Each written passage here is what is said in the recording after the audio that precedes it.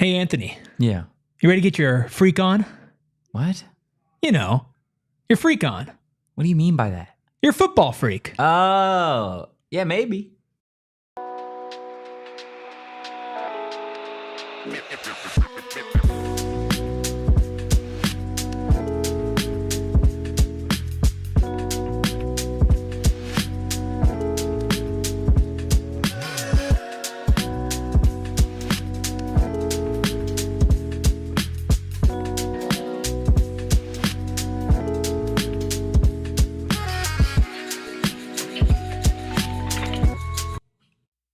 It's Wednesday. Welcome into the PHNX Sun Devils show, coming to you live from Studio K, presented by Circle K. Guys, join Inner Circle for free by downloading the Circle K app today. Terms and conditions apply at participating locations. Visit CircleK.com for details. I am Anthony Totri, newly known around the office as the Big Kahuna. We've got the one, the only hall monitor right here. That is Erik Ruby, and we have Captain Redbeard, of course, steering the ship. You absolutely love to see it. Guys, hit that like button, hit the subscribe button, drop a 5-star tasty review wherever you get your podcast. We got a lot to get into today. We're going to hear from Texas Tech's offensive coordinator a little bit later on in the show. We'll see if I get my football freak on. Maybe I need you to get your football freak on today. Talking about that Texas Tech offense against Arizona State's defense as well. We're going to be starting the show off, though, talking a little bit about Cole Martin. Yeah. Did you want to make an apology, though? You had an apology to give? Yeah, I mean, to you. Yeah. So if you're listening on audio, we do these things called cold opens on YouTube before our countdown and whatever. It's fun. You should go check them out. We had a funny one yesterday. And, you know, I learned the lights were a little too bright for me today. Is that what it was? I think the lights were just, I know I got my sunglasses on, but the lights were a little too bright. I'm deeply sorry for just calling you. I've never called you Anthony. Yeah. Just straight up before, like in my entire life. So definitely felt weird. It was very strange. You know, I have a tendency to just like do that. Like I called Espo by his first name on Southwest by his first name. I know, right? So Greg, what do you think? Right? Isn't that nuts? I don't know what it is. I feel like I just go to like default mode. But yeah, so my apologies, won't happen again. I'm gonna get in the lab. I'm not too disappointed you called me by my first name. It's just kind of, you know, it's shocking. It was something we had to discuss during the countdown. Yeah, like, it was definitely different. It was definitely different. Zach in the chat, Devils going 5-0. Well, if you want to go 5-0, you got to go 4-0. Obviously, Arizona State sitting pretty at 3-0, getting ready to open Big 12 play. But Erik, they're going to be without nickel corner Oregon transfer Cole Martin for the remainder of the season. Kenny Dillingham announcing today that Martin will be indeed out for the season. A couple different injuries, hip, shoulder, stuff that he's been dealing with. So get right, get it fixed, go into 2025 feeling fresh. Just where do you think that impacts Arizona State's defense specifically, especially ahead of this game where you are facing the number one passing team in the conference? Yeah, it's a big hit. It's a big hit. Yeah. I mean, you felt the loss of his presence against Texas State as well. Good rotational piece for them in there. Obviously, you lose Mason Williams before the season. Now that's a little bit of a bigger deal because you no longer have a Cole Martin. Yeah. It's unfortunate for the short term. Now, for long term, this is stuff he had to get fixed. Like you mentioned, lingering problems, you know, something that if it didn't get fixed now, it would have just gotten worse, and it would have reared its head later. And you get to keep a year of eligibility, but in the short term, it's pretty rough because this defense has taken a couple of hits. We always have talked about health, and you know we're super high on the depth in total, but it does get to a certain point where your overall ceiling is just getting lower the more of your top end talent that you lose. Yeah. I mean, there are a couple different ways that we can look at this, right? You obviously have Cole Martin going down, a great rotational piece. You mentioned the loss of Mason Williams, now Cole Martin, cornerback LaTerrence Welch. He's still coming back from injury as well. So definitely that secondary takes a hit, and this is a tough week to do it against Texas Tech and that Red Raider offense leading the Big 12 in just total passing yards and obviously number 2 in scoring in this conference because of how well they pass it. I will say the bright spot is you did it at a point in the season now where he can still redshirt the season, right? This season's not an entire loss for him. So that's absolutely massive in terms of being able to retain his eligibility. And I think on the flip side of that, if you want to spin it in a little bit more of a positive note, this is a team in Arizona State that brought in a number of corners at the high school ranks, right? Rodney Bimage, he played well in camp. You're going to see a lot more Keontez Bradley, who's a bigger, usually a perimeter corner. And then guys like a Chris Johnson Jr. As well. Guys, Tony Lewis and Kuba, guys that wouldn't necessarily be in that rotation as heavily. Now you're going to probably see them get fixed around a little bit. Right now, Shamari still has been the starting nickel coming down from that safety. So good. He has been really, really good. I'm interested to see if they experiment with Keith Abney. If they experiment with Keith Abney at all in that nickel spot, just because I do feel like they do have some more depth on the perimeter than they do nickel. Nickel is such a hard spot because you do have to be able to do everything. I just don't know if you do that this game. I don't know if you do it this game. That might be a take a bye week. Maybe. Get him, in there, and then against a way worse passing offense in Kansas, throw him in there at nickel and not. Because, I'm obviously Cole didn't play last game. I'm sure from the team perspective, they had a little bit more of an idea that this is what's going to be going on than when Kenny came out and spoke today. So I'm sure that they have already started preparing and throwing guys in different situations. But it is a tough game, not only to lose Cole, but to throw somebody into a new position like nickel corner, which is an extremely difficult position to play, a very complex position to play. Yeah. And against an offense that, we'll get into it, has a lot of different options, a lot of weapons, especially when it comes through the air. So I love the idea of trying out Keith Abney there. I don't think that he would be, I don't see any reason why he wouldn't be able to adjust to that and at least be a good stopgap nickel whenever Shamari needs a little bit of a breather or a little bit of a break. But I don't know. He's one of the smarter players you have defensively as well. He is. And it's nothing against him. There's no reason from him why I would say don't do it. I think you do it. I just wonder, is this something that you throw him into that situation this game, or you look at, hey, we have an entire week off after this. Let's just really run a lot of Shamari at nickel and go from there. But you do need somebody else there too. So maybe Keith is that guy. I will say, though, spoke to Cole end of last week and was talking about all of this. He's in good spirits. He understands this is what has to be done. He's super confident he's going to be back and better than ever and ready to rip. So, he's got to keep good thoughts for the guy, keep on rooting for him. Yeah, absolutely. And, love the guy. Yeah, it's unfortunate, but this team is a lot more equipped to deal with a loss like that than they were last season. And you're going to get tested, right? You've already seen it with the defensive line. Now you're seeing it with some more of your secondary. This is a really big testament and challenge to the coaching staff and to the depth of this team, especially starting Big 12 play. Yeah, no, absolutely. I think you make a ton of great points. I do think there's going to be some experimentation at that nickel spot. And I would believe that the front runner for that is, again, a Keith Abney. Again, one of the smarter players on the team. They love to gas him up, just what he does off the field, obviously in the classroom, Barrett Honors College, the whole 9 yards there. So I think you will see some experimentation. We'll get into, at the tail end of the show, maybe some players that we haven't seen thus far this season, a ton of, who maybe need to step up in Martin's absence or just need to maybe step up overall to try and handle a Texas Tech offense that we're going to get into here. That really does move the football at will. It obviously starts with Tahj Brooks at running back, right? 262 yards on the season, 2 touchdowns, not as many as you might think.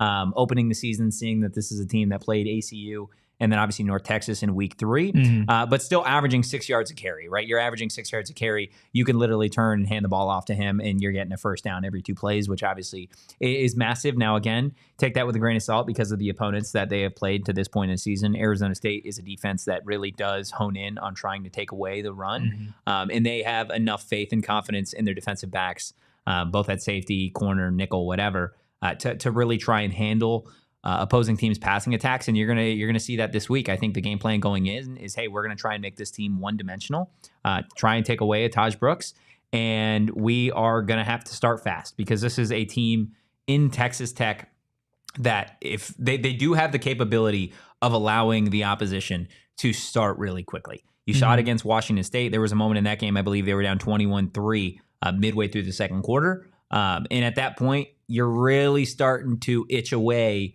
from your game plan. You're trying to get away from running the ball because you are down by so many points and you need to find ways to score. With that, though, Texas Tech offensively, kind of going back and reviewing, some of their games, they're a group of perimeter pass catchers and even at tight end more athletic than I initially thought. Well, I think going back to Tahj Brooks, because that was a lot there. Sorry. It's okay. I tend to do that. It's okay. I love it. You know what? I love Football it. freak mode activated. You know what? Kyle, hit it. No way you did. You are now entering Anthony Totri's Football Freak Zone. I had to do it. That's crazy. I had to do it. Anytime that you get into that mode, I'm just going to tell Kyle to hit it. Yeah. Because I absolutely love it. So don't apologize for getting your football freak on. Okay. My goodness. I absolutely adore it. Now listen, Tahj Brooks, you mentioned, okay, well, they haven't played really great competition the first couple of weeks, but you can't just talk about the last couple of weeks. I mean, last season, one of the best backs in the entire country. A lot of Texas Tech fans in our comments yesterday preaching the gospel of Tahj Brooks. Yeah. Right. And rightfully so. It's the same way that we feel with Cam Scadaboo. Yeah. Right. I think they are completely within their right to feel that way about Tahj Brooks. Yeah, no. And especially like how he runs after breaking tackles. I think he led the nation in yards after contact last season. So that's a really big deal. If you can take him out of the game, you are most likely going to win this game. Yeah. Right? As great as their passing attack is, Tahj Brooks is their best player on offense. Yeah, that's so if you can take him out of the game the same way that if you take Arizona State's running back and Cam Scadaboo out of the game, you're going to be in good position. You'll have a better chance. But in the same way with Scat, I don't think I can go into this game saying we're going to contain Tahj Brooks. It's a nice concept, and I think that maybe they can push down some of his contributions from the past 3 games, but you're not just going to completely take this dude out of it. If you do, fantastic. Shut me up. But with the defensive line health and relatively unknown exactly how healthy they're going to be on Saturday, I do think that you're going to see Tahj Brooks at least get his own. What you want to do is limit that and make them feel uncomfortable. And then, force them into the passing game, right? But they do have a lot of weapons that they can use in the passing game as well. So it's not like, hey, you take away their run game and they have nothing left to do. No, they can beat you passing. Yeah. So the big key in all of this, and I know we're talking about how ASU's defense matches up with Texas Tech's offense, you need to get out to an early lead. You do. You need to make Texas Tech uncomfortable. You got to make them chase you. Yeah. And you need to make them be like, well, man, maybe Tahj Brooks is eating, but we're in the third quarter. We're down 3 scores. We need to keep throwing the ball, right? We can't be wasting that time. You need to get out to a lead, and you need to play with a lead in this game, probably more importantly than any other game. And that, again, falls to your defense in containing this offense early and not letting them snowball and get 7, 14, 21 points in the first half. Yeah, no, I absolutely agree. I mean, you look back to last week, Arizona State taking on Texas State. We talked pretty much all week about how good of a running back room that the Bobcats had, primarily with Ishmael Mahdi, right? And they were able to contain him to under 70 yards rushing on 14 carries, which, again, I think when you make an offense uncomfortable when their star player is a running back, it puts pressure on the coordinator. It puts pressure on a young coordinator to decide, okay, are we going to stick with the game plan here? Or are we going to maybe go out of the wheelhouse a little bit and start throwing the football? I think that's what you saw last week against Texas State. And again, Jordan McLeod threw the ball 44 times. He played one hell of a football game. But part of that was Arizona State's commitment to containing Ishmael Mahdi on the ground. Right. You make a team one-dimensional, your chances of winning that game obviously go up. Now, the rare instance that you have here at Texas Tech is offensively you take out Tahj Brooks, and this offense can still move the football with the best of them because of the talent that they have on the perimeter, right? We talked a little bit on Monday about Josh Kelly. 21 receptions through 3 games. It's a lot. Coy Eakin, Caleb Douglas, obviously some guys at wide receiver. That Behren Morton, through the first couple of games this season that I've noticed, is this kid takes 50-50 shots. He likes his guys' opportunity and chances of coming down with a 50-50 ball. Now, that is going to give Arizona State some serious opportunity at corner, at safety, to go out there and create some takeaways, right? Because when you're throwing those 50-50 balls, when they're against North Texas and ACU, they feel like 50-50 balls. They feel like 60-40 balls. When you're going up against Arizona State, Javen Robinson on the perimeter, Keith Abney as well, those aren't necessarily 60-40 balls. Those are guys that are, again, really, really talented corners in this conference. So I do think it is going to give Arizona State a chance to really create some takeaways. The interesting thing that I've noticed going and watching some of these games is just how much Texas Tech's offense revolves around the tight ends. They really do love their tight ends. I was on the phone with my little brother talking about just what Texas Tech does offensively. And this is a unit that runs 12 personnel, 13 personnel last week, which is 13 personnel is crazy. 12 personnel, for those of you that don't know, is 1 running back, 2 tight ends. There are a lot of offenses that they'll come out in 11 personnel. They'll keep wide receivers. That way they can have more out there. 13 personnel is crazy because then you're talking about 3 tight ends, 1 running back. That's usually a jumbo package. We're running the football, not Texas Tech. Texas Tech has athletic tight ends that they'll throw out there in 12, 13 personnel, give you a jumbo look so you think that you're loading the box, and then they'll throw out of that formation, right? Throwing out of 13 personnel, throwing out of 12 personnel. They love their mesh concepts. Mesh concepts, you obviously have some guys coming in and doing drags across the middle. Usually they'll either pick each other or they'll try and get some of these guys to run into each other. That way you really do have you're just creating space, creating opportunity for some of these guys to get open. But it's going to be interesting. I think it puts Arizona State in a unique spot to really see what these safeties and linebackers can do in coverage. And it's going to test their instincts, right? Because when you have, again, 12 personnel, 13 personnel out there, and you're showing run, you have to be a little bit committed to it with Tahj Brooks back there, who is definitely more of a threat than Behren Morton. So it's going to put pressure on the safeties, specifically at nickel. And then Cyrus Fiaseu and Keyshaun Elliott at linebacker being able to turn and run coverage. I think Arizona State's defense is definitely going to face a real challenge offensively, just from a formation standpoint this week. So hit it. You are now entering Anthony Totri's Football Freak Zone. We're doing it again, huh? Yeah, I mean, you can't do all of that. What do you mean? And then not get in the freak zone. I can't get in the freak zone? You can't not accept the freak zone, right? Listen, I think on top of everything you just said, do you remember how Kenny described this offense in his Monday presser? Texas Tech. Tech. They score a lot. They score, and how do they design their game plan week in, week out? They'll give you the same plays. They'll change the looks, though. Yeah, they change a ton. Yeah. Right? And what you've mentioned is, hey, they have certain personnel and formations that they run out of, but they're not doing the same thing as they did last week. And they're not doing the same thing that they did the week before. Yeah. Right? So not only are you facing a rather unique formation, right? A rather unique concept as far as how heavily involved the tight ends are. Yeah. You're doing it in a way where it's not like, oh, well, when they do that, they just do that. Yeah. Right? When this formation comes up, they're going to target Jalen Conyers and it's going to go blah, blah, blah. No, it's going to change. I mean, dude, their offense changes so much. There's been a game where Jalen Conyers had 3 carries. Yeah. That was against Washington State. Yeah, that was against Washington State. Right? Like they do a lot of different things. Yeah. And I think that on top of how they play and to have the running back like Tahj Brooks and then to have so many weapons, I mean, this is a high-powered, prolific offense. Yeah, they score. I mean, this is the best offense that Arizona State has faced all season. Yep. Right?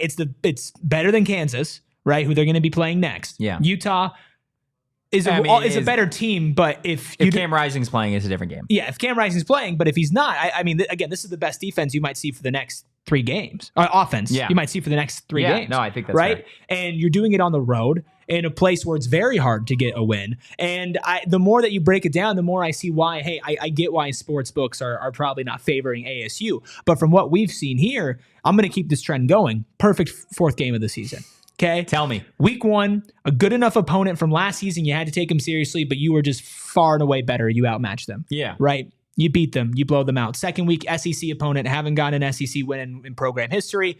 The team is still worse than you, right? Not a great SEC program. You bend, you don't break, you pull out with a win. Week number 3, you're on the road, short week against a good opponent that a lot of people would sleep on because, they're not a Power 4 school. You're down 2 scores in the early, you come back, you win. Right? Yeah. Now you go week 4, start a Big 12 play. You have a defense you can absolutely take advantage of, but then you have an offense that can absolutely take advantage of you if you do not lock in and stay on your toes, right? Yeah. This is a game where if you go out there and you are able to contain this offense and hold them below 35 points, below 30 points, that's a big win. Yeah. You have to score to capitalize off that. But that's a big win for this defense, especially down a lot of players like they are. Well, yesterday we talked about how Arizona State through 3 games has shown that they can win just about every game. This would be the first time, I mean, if you're holding them, let's say 35 points, I mean, then we'll see if Arizona State can win a shootout, right? Because we've seen them go back and forth in gritty games against Texas State, blowouts over Wyoming, and then hold on to a lead against Mississippi State. We'll see if this offense, if it does come down to a shootout, if Arizona State's offense can go blow for blow and match what Texas Tech does offensively. If they have the facilities for it. If they have the facilities for that. If you have the facilities for that. I think that's the second show in a row that we've referenced that. Let's scroll up just a tad. I do want to get to Matter's comment here. ASU's best strategy might be to hold on to the ball on offense and grind down Tech. I think the Tech offense carves up ASU's defense. Tech just has too many different ways to attack a defense. They do have a lot of ways to attack opposing defenses. I will say this is obviously in the same manner that we're saying that this is the best offense that Texas Tech. This is the best offense ASU's facing. This is the best defense that Texas Tech has faced up to this point in the season. Is by far and away the best team. I mean, I would say ASU's better than Washington State. Yeah, I would too. And the thing about Arizona State's defense, right, is Brian Ward doesn't allow offenses to dictate the game. No. He dictates the game with his play calling, and a lot of that has to do with the schematics and then wanting to send pressure, simulated pressure, get the quarterback thinking, getting them uncomfortable. That way you set the tone, you set the pace. And through the first 3 games, that is really what's allowed Arizona State to start quickly, is because quarterbacks come out so early in the game. You get them off rhythm, you get them off schedule, and then you really dictate how it goes. But that's not what happened against Texas State. It was the opposite. Yeah, you come out against Texas State and you're down. I mean, Cade with the comment in the chat says, we cannot start the way we did versus Texas State, or Tech's offense is going to make us pay. Yeah. Texas State's offense made you pay. Right? But you only won that game because at halftime, Brian Ward put his head into his clipboard and said, what am I going to do? And then he figured it out. And he came back and he absolutely contained them. Yeah. Right? Now, you might not have that leeway against Tech just because their offense is better. Right? You might be down 3 scores. And if you're down 3 scores in that Texas State game, you're not winning. Yeah. You're not winning, right? This is another game for me where you can't really afford to be down that many points. No. And I don't think either team can afford to be down that many points in this game. From Arizona State's perspective, you can't be down that many points simply because you're going to have to get away from the ground game, and you are going to just have to really be all out on throwing the football. I think Sam can do it. But you don't want to put Sam in that situation to do that out of necessity. No. You want it to be, hey, we are cooking them on the ground with scat.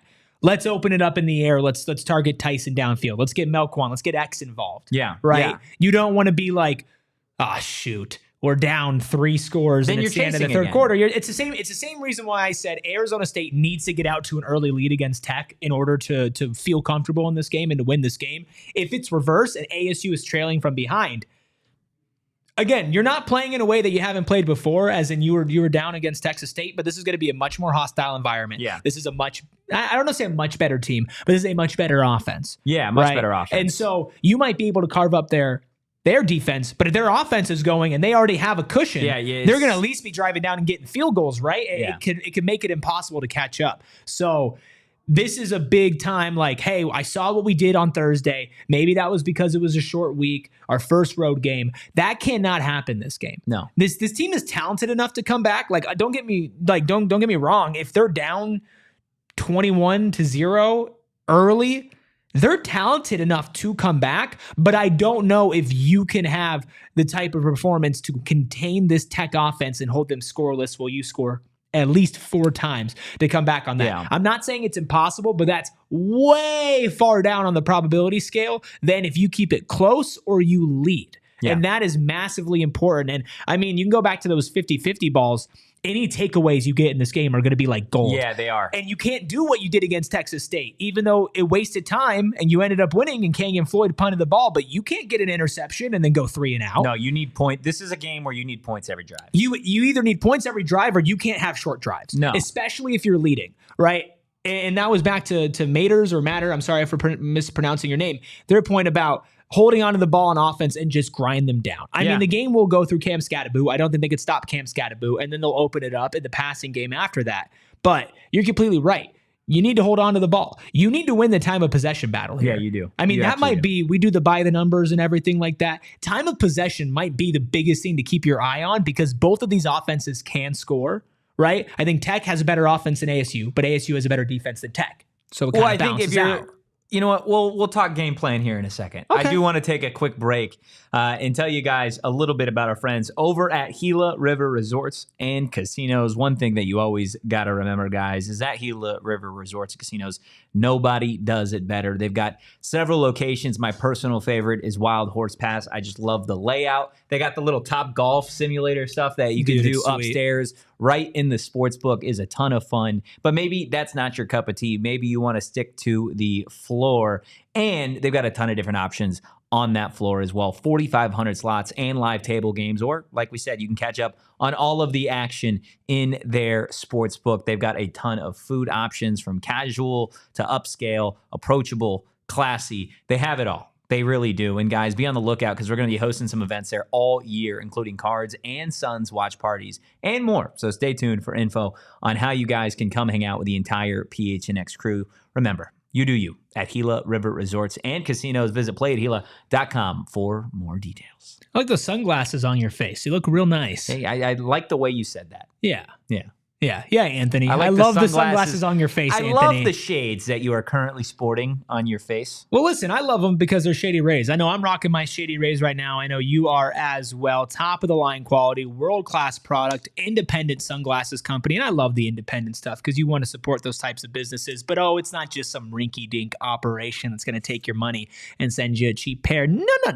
300,000 5-star reviews for these shades. They are durable, perfect, crystal clear optics, polarized. You can get them in team colors, different designs. I know we have different designs right now. They have a bunch of other stuff, including outdoor stuff, skiing, snowboarding, stuttering on your words, all these things you could do when you have Shady Rays. Plus, they have the most insane eye protection in all of eyewear. And if you lose it, every pair is backed by a lost or broken guarantee. And exclusively for our listeners, Shady Rays is giving out their best deal of the season. Head to shadyrays.com. Use code PHNX for 35% off polarized sunglasses. Try for yourself the shades rated 5 stars by over 300,000 people. Absolutely. Look, we're going to get back into the conversation about Arizona State's defense going up against that Texas Tech offense. Make sure you guys hit that like button, the subscribe button, and drop a 5-star review if you haven't already. Also, I think we should just hold out for 5 seconds while they hit the like button. Give them a second so that they can do that. Go ahead.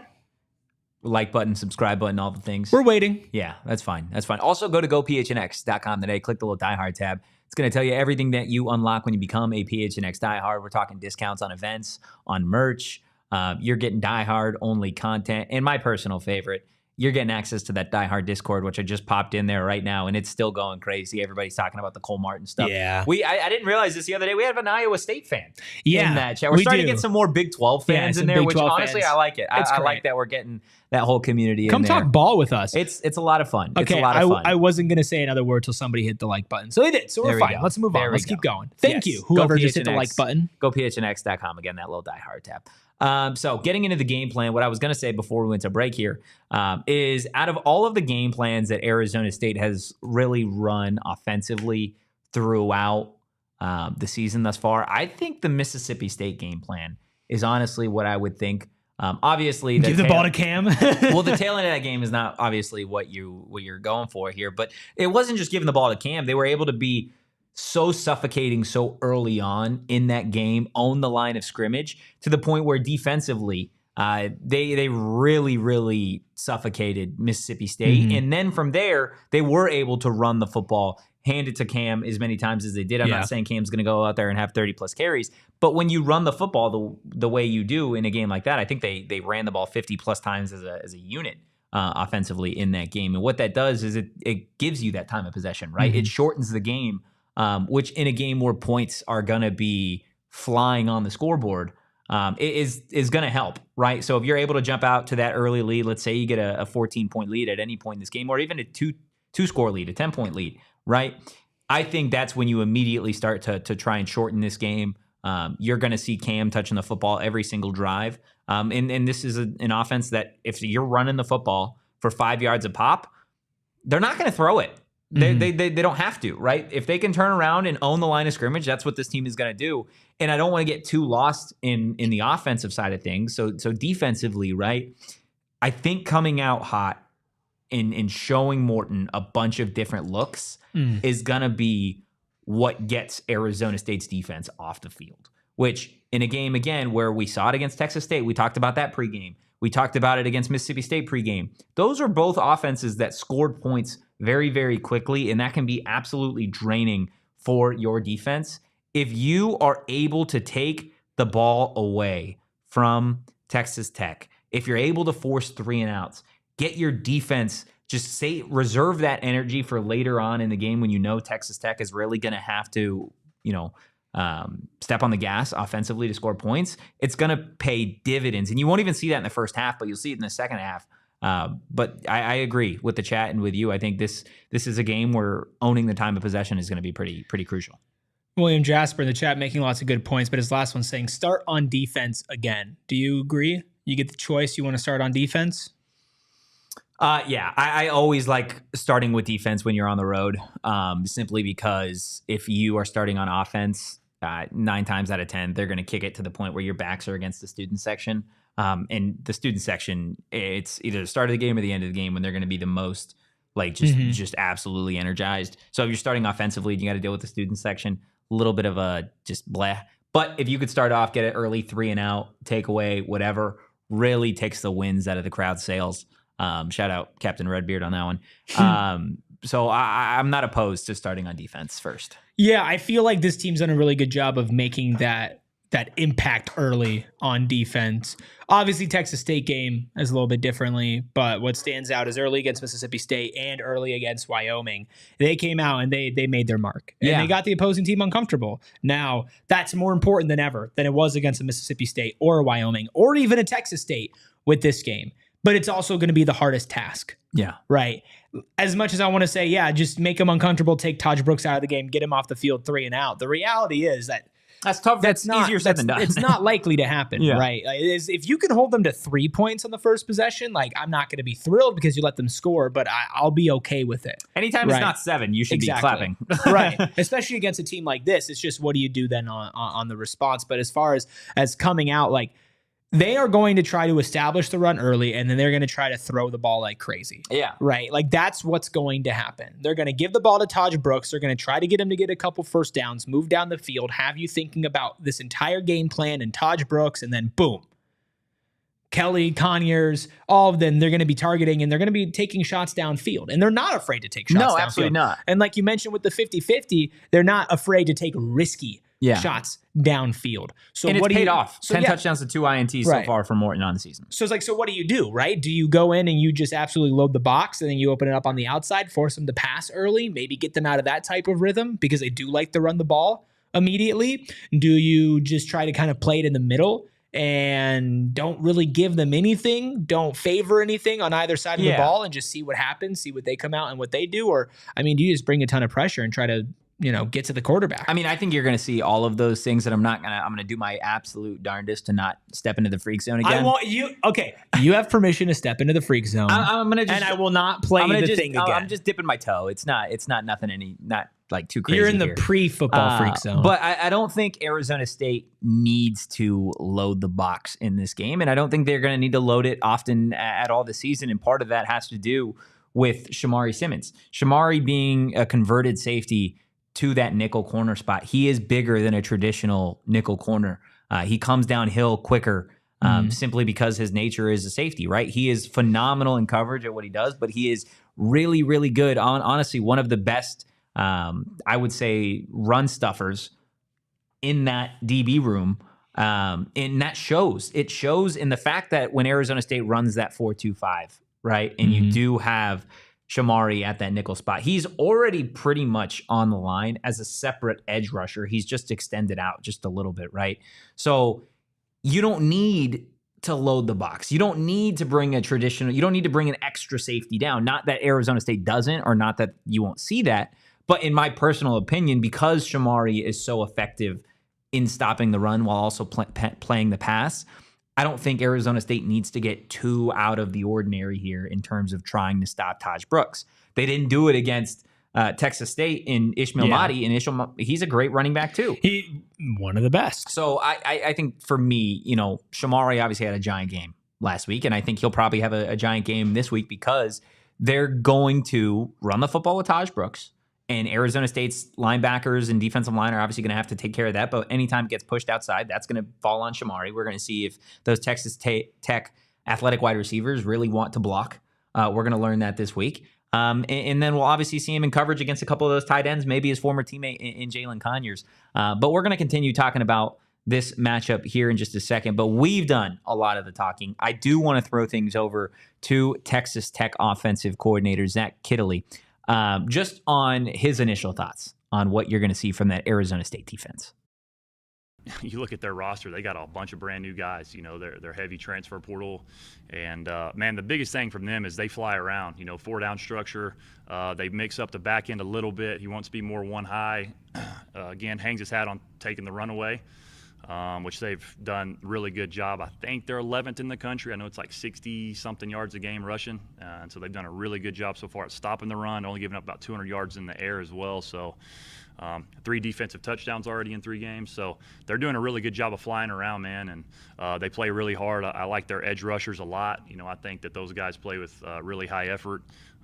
They like to strain to the football. They get after it. They run, running backs down from across the formation and some of those things. So, our guys, we're going to have to strain to finish our blocks, and we're going to have to play well there. And, again, I think their secondary, got a lot of transfer guys in. Not sure exactly, how much those guys have played together. But, again, they did a really good job on Texas State. They got hit on a few things over the top against Texas State, but did a good job. And, again, man, we're going to have to be on our game, and we got to have a good plan getting our guys open. And again, it starts, with the run game first and foremost, getting that established early, and hopefully everything else opens up. One thing that he talked about was he doesn't know if these guys have had enough time to really gel together in the secondary, a lot of those transfers. Mm-hmm. Interesting quote in my estimation, because what you've seen, I mean, really outside of that first half against Texas State, this defense has been the best unit on the field. And we're talking opposing offenses. We're talking Arizona State's offense. This defense has been one of the best, not just in the country, but nationally. I believe they're ranked in the top 15 right now against the run. And then you get to that secondary where he mentioned some of those transfers, right? Xavion Robinson, who's a Washington State transfer who has been absolutely phenomenal on the perimeter. Mm-hmm. And really offenses outside of Texas State, which, again, you only gave up 4 touchdowns. Right, the entirety of that game. Mm-hmm. This defense is 3 of those in the first half. This defense has been really, really solid, and secondary has not been an issue. This is a game though where Xavion Robinson and some of those other transfers, right, that I do want to get into, Jacob Kongaika, Zach Swanson. If either of them see the field, they're going to be absolutely massive in trying to slow down a running back like Tahj Brooks. And then at linebacker, let's get into those guys because Cyrus Fiaseu and Keyshaun Elliott, arguably the 2 best defensive MVPs through 3 weeks. This is not a defense that plays like they're disconnected or like they're learning how to play with each other. I get what he's saying because he's not technically wrong. They have not had a lot of time to gel. They've had 3 games. In game, right? They have been here through camp and everything, but there's a difference, right? Usually. But what we noticed throughout all of camp was it's not much of a difference because they feel like they've been playing together for about 2 or 3 years. Yeah. That's the way that they act with each other. Outside of that first half against Texas State. Right. But here's the thing. Even defenses that play together for long times, they have moments where they just kind of get exposed. I think what really shows you who they actually are, like reveals their actual colors, is the fact that they bounce back in that second half and they were able to lock in. And I'm sorry, Sharon's calling me. Sharon, you're so funny. I love you, Sharon. I just completely lost my train of thought. The fact that they came back in the second half against Texas State and were able to completely lock in and lock down, that is the sign of a unit that is gelled together. That is a unit that can come together and just be in the moment and say, okay, we got torched. This is why we got torched. Let's go out and let's fix it. And let's be confident in the fact that we can actually do it. Yeah. And then they went out and they did. If anything, that's confidence inspiring because you problem solved, right? If everything's just handed to you, right? Just in life, right? Or you're walking around, oh, here's $1 million. Here's a job. Here's a house. Here's a boat. Here's like whatever you need, right? Here, it's all handed to you. You don't know how to overcome adversity. So the first time you stub your toe on a recliner or something, like you freak out. Yeah. You don't know what to do with your life because somebody's not there to just completely fix it for you. But if you've had to work for it, get it through the mud, like overcome obstacles and non-opportune like moments. Yeah. When something like that comes up again, you're hardened. You're calloused. You're ready to get through it. And that's what the Texas State first half did. They said, okay, we got exposed. They did get exposed against Texas State for a little bit. And then they turned it around and they absolutely shut them down and were the main reason why they're able to actually win that game. Because if Texas State scores one more touchdown, it's over. Yeah. That's not winning. Chat, I'm sorry. Chat is just the variety in comments that we have. Well, I think Totri is 27. Where did that come from, BC? I don't know. I don't know. Kelly in the chat, why is Trevor Miri and Malik McClain not being used? X is not as effective on game day like he is in practice. Just personnel, and I think X has had a decent start to the season. I don't think he's done anything that's been negative to this point in the season. I think part of the thing with X is he hasn't been targeted a ton. So I mean, outside of last week, they haven't really thrown the ball a ton this season. No, they haven't. And when they did throw the ball, it was going to Jordan Tyson. But again, getting back to Arizona State's defense, look, these are the Sun Devils, right? These are your Arizona State Sun Devils. That's right. Dante had his 9 circles of hell. I'll give you the 9 Sun Devils from hell that Texas Tech is going to have to deal with here this weekend. And I want to start with the man that's returning, and that's Prince Dorbah.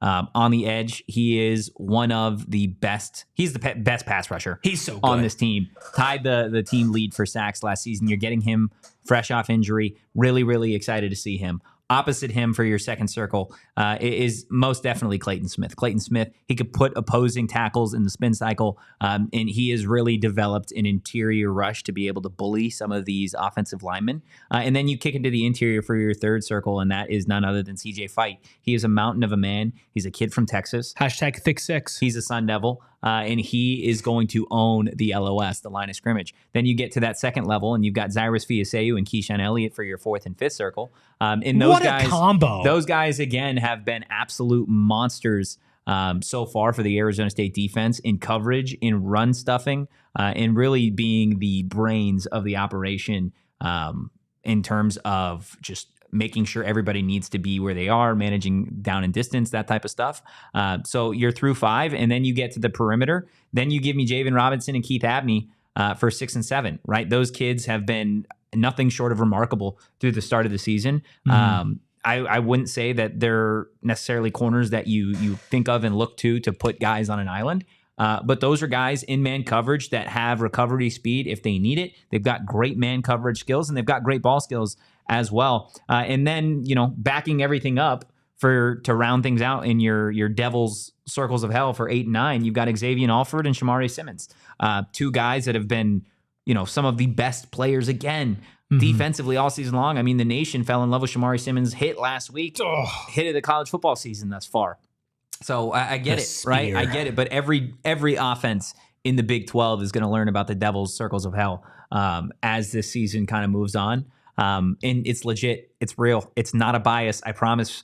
Go look at the tape. Go watch those games.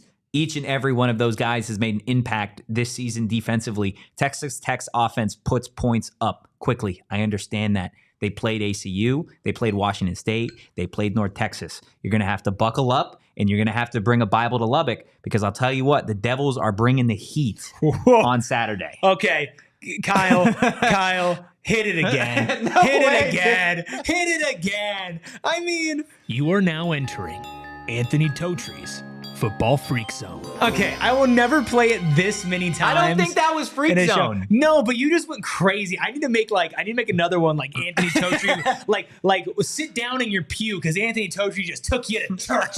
All right, Pastor Totri is out here. He's preaching. And he's preaching the good word of Dilly and the Devils. Yeah, I mean, it's again, everybody loves to talk about Cam Scattaboo for the Arizona State offense, and that's fair, and that's fine, and that's well.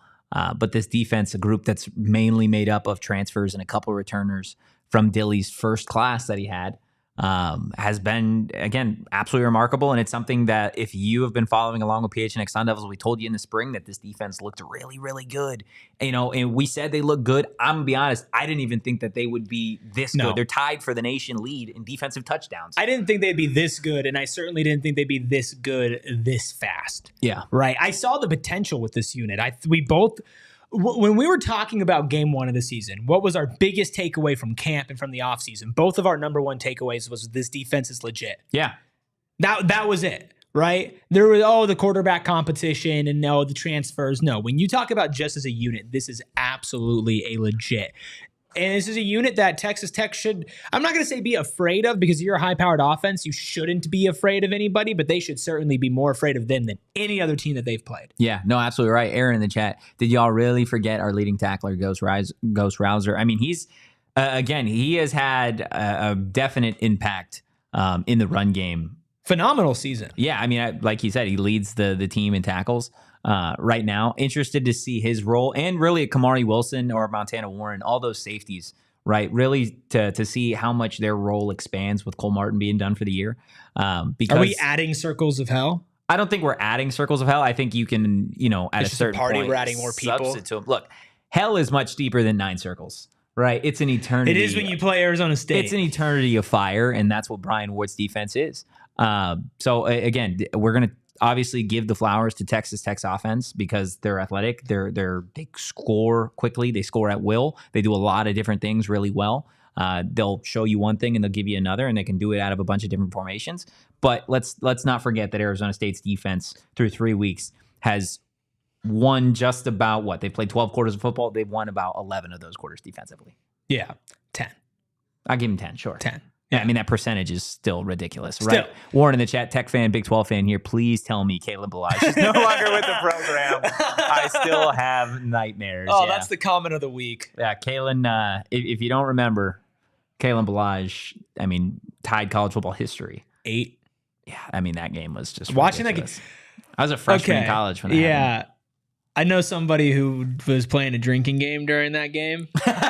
Scoring every time there was a touchdown? Every time you blacked out at halftime. You had to, every time there was a touchdown, you either had to take a shot or drink a full beer. Yeah, it's brutal. That is absolutely That was the brutal. wrong game to choose that, bud. All right, listen, we're going to keep talking about this game, defense, and kind of what this just means for ASU on the other side of this break. But first, we're keeping it tasty in Tempe with our friends over at Neutral. Oh, delicious. That's really is. That's just the word. It tastes like juice, dude. It does, but it's not just juice. Although one of their simple ingredients is real juice seltzer, it's also vodka, and that's where the fun comes in. You got the fun and the flavor, man. It's none of this artificial tasting. I was going to say a word I'm not supposed to say. Okay, That's how much better Neutral is than the competition, right? You just want to go out there and you want to have a nice, refreshing drink. You want to feel good. You want to enjoy college football. Nothing goes better. They are absolutely keeping it tasty in Tempe or wherever you happen to sit back and crack open a nice, fresh Neutral, whether it's the pineapple, watermelon, black cherry, orange, or more. I still have not gotten my hands on an orange one.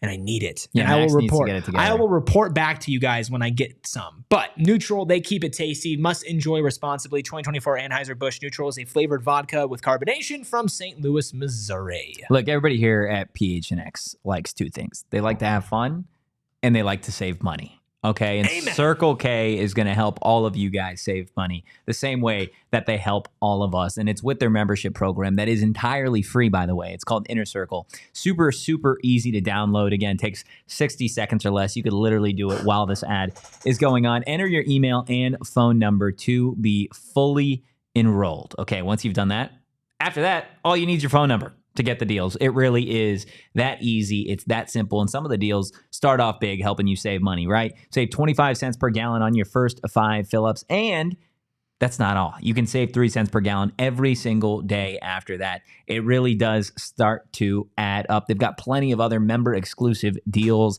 and discounts, guys. Join Inner Circle for free by downloading that Circle K app today. Terms and conditions apply at participating locations. Visit CircleK.com for details. In the time it took for that ad read, I deleted the Circle K Inner Circle app off my phone and then re-downloaded it. And I was like an old man who was like struggling, and I still got it done in that minute. It really is that easy, guys. Look, we've got David Buck in the chat. Let's go Devils. Somebody said, wait, Kalen just scored again. I was at the game. Electric.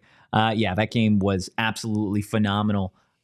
Really, really set the tone for Arizona State's season at that point. I don't think it was a season opener, but it was definitely a non-con game. It might have been. I think it was. Was it a season opener? Season opener. I think it was. What season was that? 2017? 2017 season, I believe. I believe. God, this all feels so long ago. At this point, it's like 7-8 years ago this game happened, which is gross to think about. Was it 2017 or are we talking 2016 season potentially?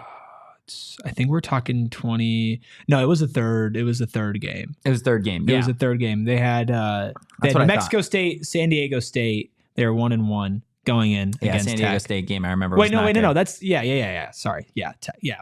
I'm all over the place. We're back. Leave me alone. We're back. But that really, right? 1-1, get that big win, go to 2-1. They're saying 2016. Maybe it was 2016. I don't know.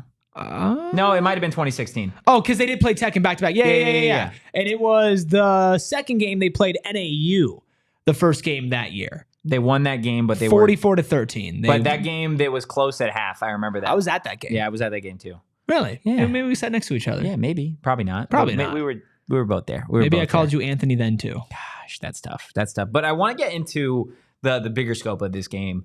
Because Arizona State is 3-0. There's still a lot of haters out there talking about how they haven't played anybody, regardless of Texas State and where that program is and where it's headed. Does this feel like a season-shifting game for you, kind of at least being able to walk into conference play and be like, hey, look, we know that everybody says what they say about a bad Wyoming team. We know that Mississippi State isn't the cream of the crop in the SEC. Texas State is not a Power 4 team. In this game is kind of the test of like, hey, no, we just beat a Big 12 team, with the number one passing offense in this conference. Is this a game where a win really does start to spin the national narrative on Arizona State? Or is this a game where win or loss, there's still a lot of work to be done to try and switch that national narrative? I mean, win or loss, there's still work to be done. There will be people discrediting you, but this is absolutely a season-shifting game. 100%. If you go out and you dominate this game, you are in the AP top 25. Yeah. Right? That in its own right is season shifting. Okay? You go out and you lose this game. Everybody's going to discount your 3-0. Everybody is. They're going to say, oh, you didn't play anybody, blah, blah, blah, blah, blah. They're going to take that away from you, and you're going to say you're not real. I mean, listen, we have conversations with people who are not ASU fans who are like, oh, well, you guys are, oh, you're 3-0, and you're walking on water. It's like, okay, calm down. Calm down. It's how you get to 3-0. Yeah, it is. Right? But again, this is a really big test. This is by far and away from a national perspective. You know what a Q score is? Q score is like recognizability. Oh, okay.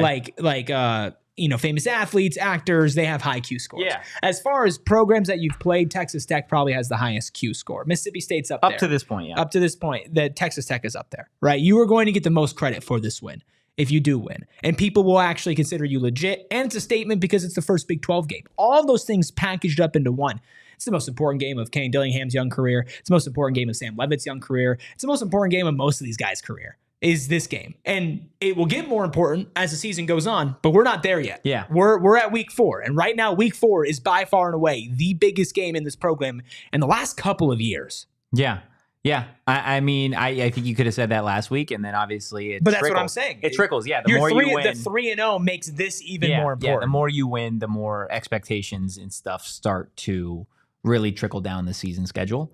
And I agree. I think this is a little bit of a season-shifting game because you're on the road again. We talked about the Texas to Tempe recruiting pipeline last week when Arizona State beat Texas State, and I think it does a lot, right, to show Big 12 fans, hey, we're here. We're not Cincinnati. We're not any of those teams that joined the conference a couple years ago that struggled mightily. We're a team that started 3-0 in year 2 of a head coach, and then we came into this conference and we didn't just creak open the door. We kicked it off the hinges, and we took down the number 1 passing offense in this conference. And then you let us go get healthy on a bye week before we play a Kansas and then a Utah. That's when I think, again, you beat Texas Tech. Everybody's ears are going to start to perk up a little bit in this conference and be like, okay, wait, Arizona State actually, they're a legit team and a legit program. It's the perfect chance to make a statement. It is. It's a perfect chance to show people who you actually are. It's a statement game. Without a doubt. I like it.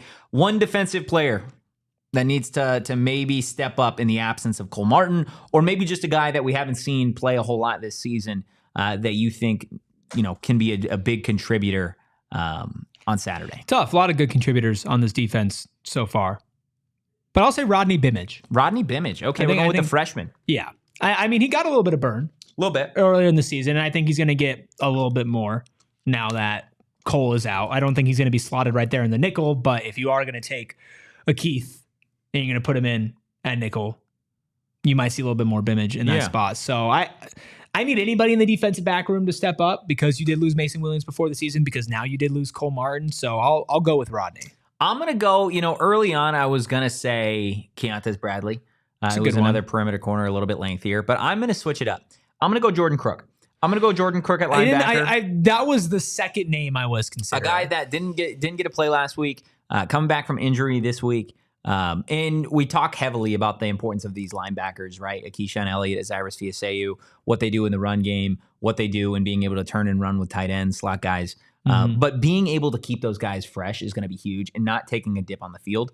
Jordan Crook will provide that for Arizona State. This is a guy, start of fall camp, was competing for one of those starting linebacker spots. Transfer from Arkansas, SEC defense. So I think Jordan Crook, but I like the Bimage pick. Keontae Bradley, I think another name, or maybe even some of these safeties in a Montana Warren, Kamari Wilson, or even a Miles Rouser. Really, really interested to see what they do. Erik in the chat. Tech by 10 plus, this ASU defense gets exposed. I guess we'll see. We'll see. What is that? That is Sam Valenti. I'm gonna send this to Kyle real quick, and I'm gonna get this up on a background for you guys, because I just stumbled across some gold on the good old Twitter sphere. So it's a tweet from Sam Valenti saying, looking through an old ASU football media guide from 10 years ago, and I noticed a familiar face. Now, you're going to have to bear with me here, but this is going to absolutely be worth it. Oh, God. I mean, it's a funny picture. It's a funny photo. He looks so young. He looks like he just came back from a fraternity party. I mean, he might have. Yeah, I know the anticipation. His football freak on. Yeah, oh, dude. That's exactly what he was doing. Kenny always gets his football freak on. We could just roll it like that. Yeah, if we want to. We could roll the full thing. My goodness, the haircut. Dude, the hair? Okay, I'm so sorry, everybody. The anticipation. Let's see it. Oh, look at that. Wow. That's your head football coach. He's a Devil, baby. He is. He's an Arizona State Sun Devil. That reminds me, in case you weren't on our post game when we were talking about things, we are going to have Todd Graham on the program. We've already recorded that. That's going to be coming out probably sometime next week. Probably during the bye week, yeah. Yeah. So there are stories in there from Kenny's time as a GA. Yeah. And some fantastic stories about young Kenny Dillingham and what it was like to have him basically nestle himself literally into the program just through relentlessly asking to be. It's awesome. It's awesome. It's great. You're going to love it. So just a quick little tease there for everybody. Yeah, we'll definitely let you know well in advance when that drops. I see a lot of score predictions in the chat. We're going to be doing our score predictions on Friday. No show on Thursday. We will do a prediction show and all that fun stuff on Friday, and then obviously a post game on Saturday. Stay tuned for Friday's show. Obviously, our predictions. Also, sounds like Texas Tech tight end Jalen Conyers will be joining us for that Friday show. So definitely make sure you are locked in. Hit that like button, hit the subscribe button, and drop a 5-star review wherever you get your podcast. Come on, hit that like button for us. We appreciate you guys. We genuinely do. That is going to do it for today's episode of the PHNX Sun Devils Show. You can follow me at Anthony_Totri. You can follow this guy right here. That is the hall monitor at Erik Ruby. That is Erik with a K. You could follow the captain himself, Captain Redbeard, at KCoop Sports on social. And you can follow the whole show at PHNX_Sun Devils. We will see you guys Friday. But in the meantime, go Devils and peace. We all silly like the mayor.